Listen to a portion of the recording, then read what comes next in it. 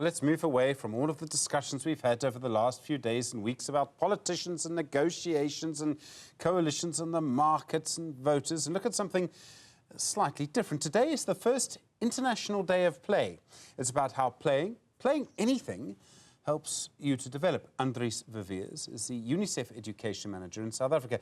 Andries, good afternoon to you. Why is play important? Why does it matter so much, not just to children, but to adults too? Good afternoon, Stephen. Yes, play is important because play is the way in which we engage with the world from a very early age. And we continue with that throughout our life. Sometimes we don't realize that. But also one of the most significant things is that especially young children from birth, but right through in school, children learn through play. And play helps children to develop those functions and those fundamentals that they need, especially later in their education, and also for us throughout our lives. And just to add to that as well is play, whether it is through sport or our own recreation or games at home. In whichever way is actually very good for our mental health and our physical health as well. I mean, in a way, is it about fitting things together with no consequences? If you make a mistake, it doesn't matter. And that's kind of important. It relieves stress hugely, I think, for children. It's important for the development of children. It may also relieve stress for adults. Of course it does. And let's start with young children. I mean, the way we learn and the way we actually support very young children through play is trial and error learning.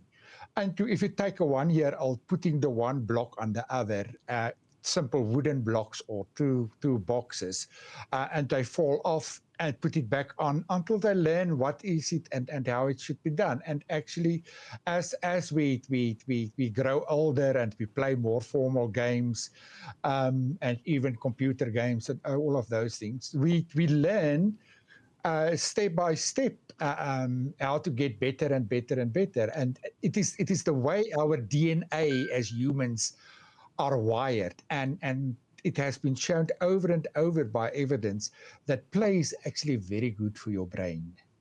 And for adults, and I'll confess this to you, Andries, I mean, we've just met, but I'll confess this to you. I sometimes find myself with my son sitting on a floor, playing with Lego.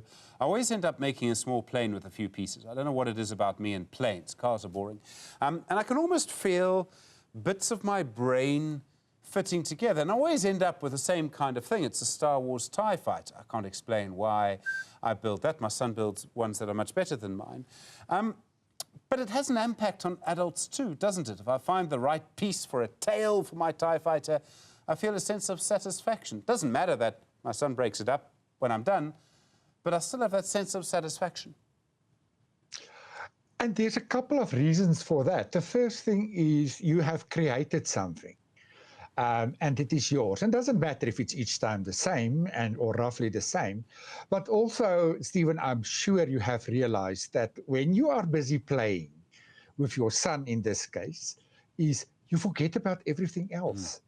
You are so focused on constructing and figuring things out that the world out there and the stress out there it suddenly doesn't matter whether it is for 2 minutes or 20 minutes or 2 hours. It is, and that is what is the good part of that, and that is why you feel the way that you feel, because you are connecting with other part of yourself, maybe the little bit of the non-serious part of ourselves, which is quite often just as important than the serious things we do in life.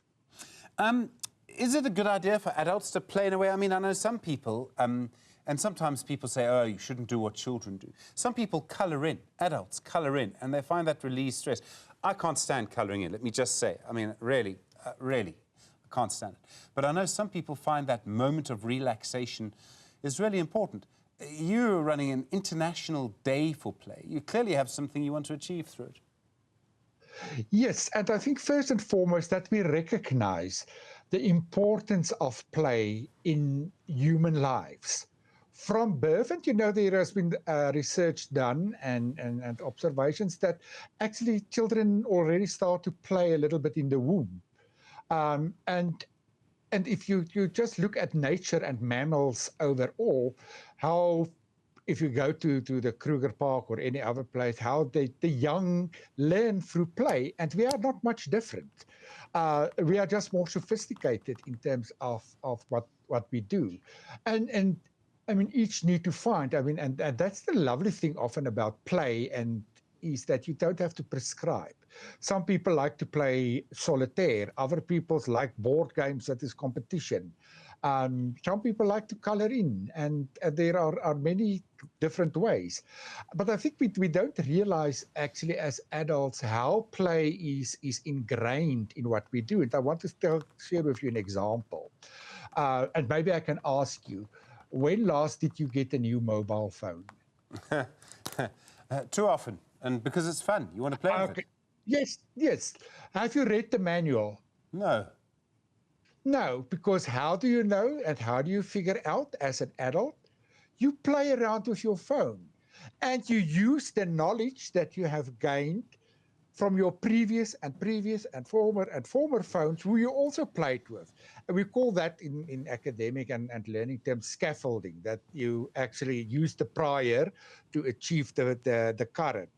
And that I can't think of any adult that has read the manual that I know of when they get a new mobile phone.